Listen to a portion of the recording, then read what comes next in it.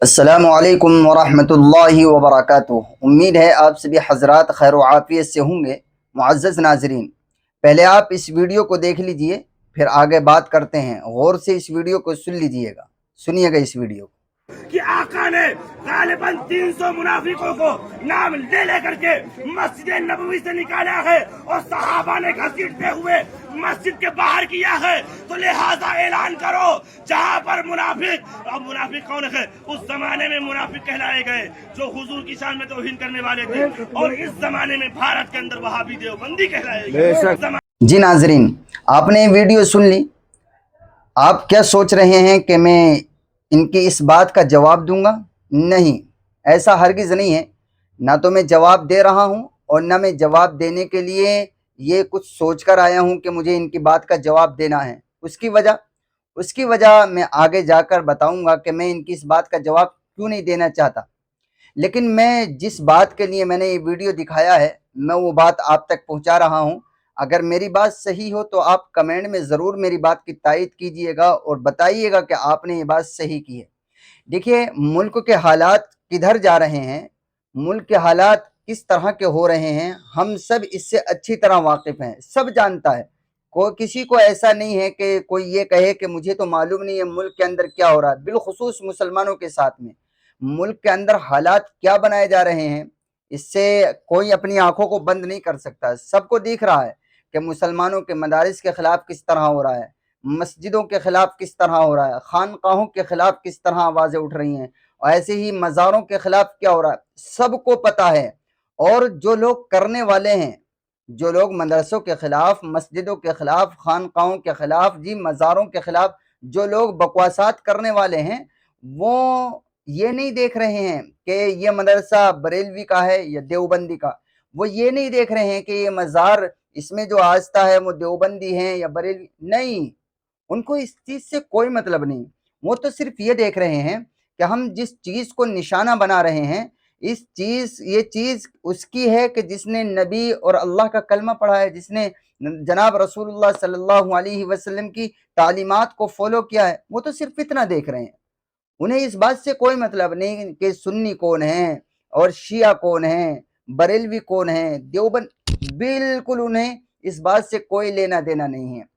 تو ایسے دور میں جب کہ مظلوم تڑپ رہا ہو، ایسے دور میں جب کہ غریب غریب ہوتا جا رہا ہو، ایسے دور میں جب کہ دیش کا یووا، دیش کا نوجوان، دیش کا فیوچر اپنی بے روزگاری کے لیے روڈ پر آوازیں لگا رہا ہو، اتنی سخت گرمی میں روڈ پر چیخ رہا ہو، ایسے دور میں کہ جب کہ مظلوموں کی عدالتوں میں سنوائیاں نہیں ہو رہی ہوں، بلکہ عدالتوں، بڑی عدالتوں کو تو چھوڑیے، پولیس تھانوں میں بھی ان کی رپورٹوں کو درج نہیں کیا جا رہا ہو، ایسے دور میں آپ ذرا مجھے بتائیں، کیا اس طرح سوشل میڈیا پر گلا پھاڑنا مسلکی اختلافات کو لے کر یہ درست ہے؟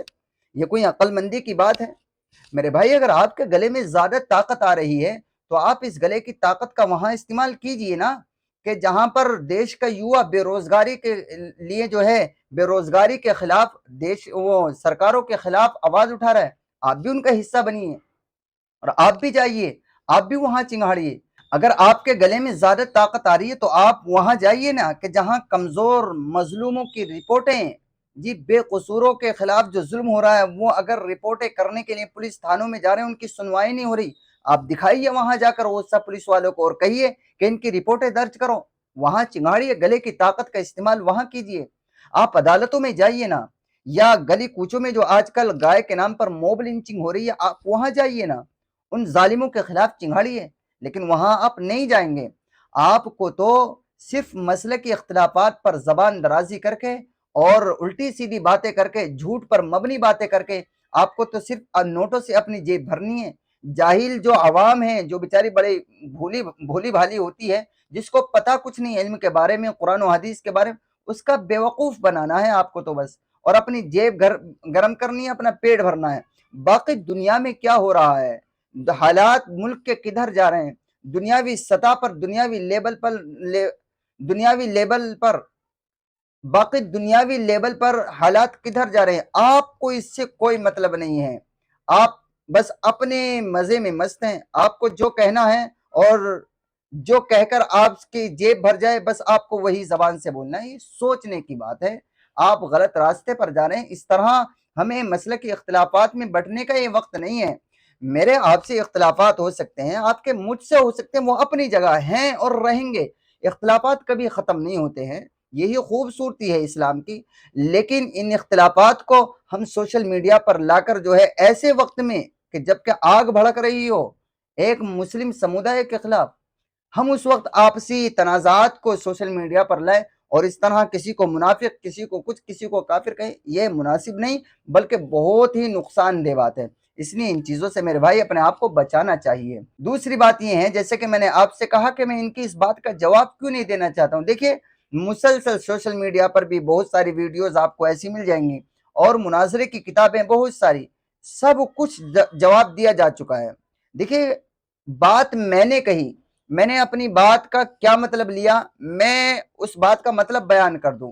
अब आप ये कहें कि नहीं आपका मतलब ये नहीं था, ये था। मैं कह रहा हूं भी बात मैंने बोली है, मेरी बात का क्या मतलब था, जो मैं बयान कर रहा हूं उसको मान लो। और जाहिर है बोलने वाला अपनी बात का जो मतलब बताए वो सामने वाले को मान लेना चाहिए, लेकिन सामने वाला उसके सर पर रखे कि नहीं तुम्हारी बात का यही मतलब है, ये तो बेवकूफ़ी है।